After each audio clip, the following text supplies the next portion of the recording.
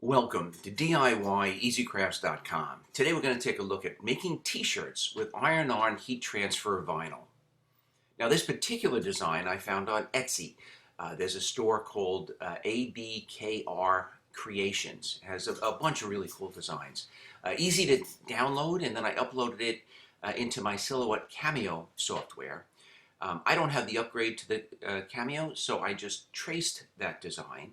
But if you have a Cricut or the upgraded version of Cameo, you can actually upload the SVG file as a cut file.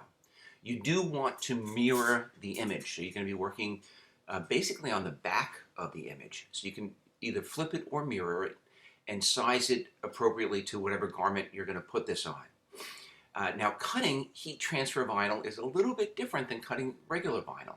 It's kind of stretchy. It doesn't cut quite the same. So you have to play around with the settings, the depth setting and the speed a little bit.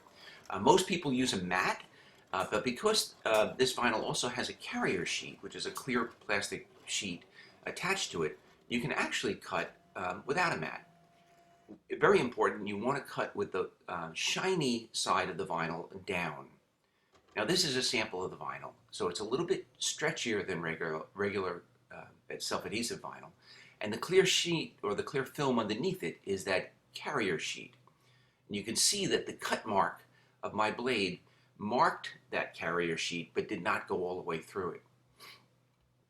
Now, I did this particular design both in white and black. I'm going to flip back and forth during this video. When it comes to weeding or pulling out the portions that you don't want on your shirt, it's really helpful to have an image up on your computer screen so that you can reference as to which part of the design to weed and which part to leave alone.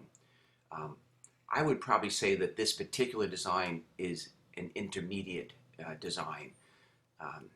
It actually weeds very easily, but you do have to pay attention to the image on your screen and make sure you just don't pull off any parts that are supposed to stay on the carrier sheet.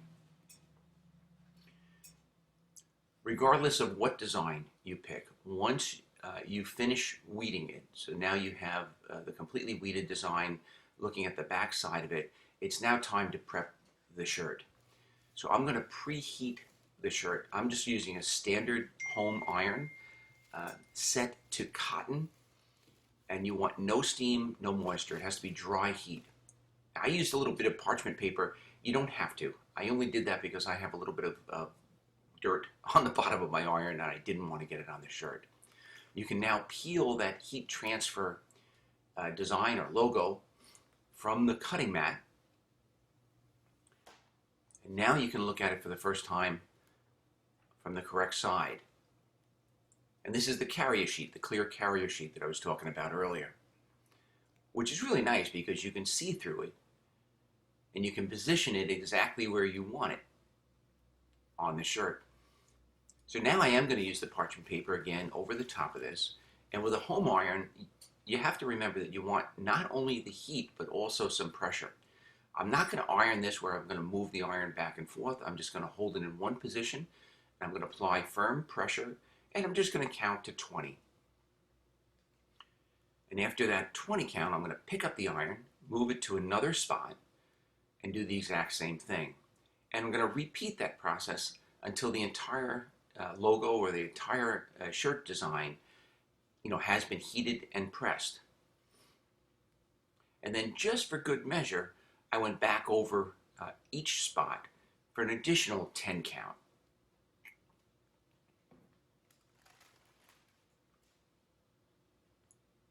Now, some vinyls you can peel while they're still warm. Some you have to wait till they're cold.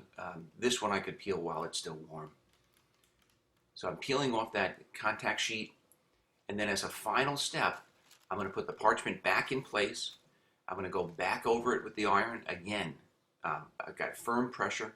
If you've noticed, I'm not doing this on an ironing board. I'm actually doing it on my kitchen countertop, and I've got a single layer of towel underneath that shirt. So this pressure is a nice firm pressure on a hard backing. And this is the finished product. Really nice logo, really nice design, nice and stretchy. Kids are going to love it.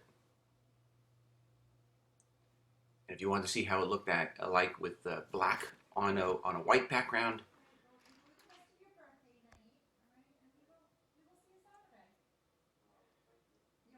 I hope you enjoyed the video. If you did, please give it a thumbs up and subscribe to this YouTube channel. By all means, check us out on the web at DIYEasyCrafts.com.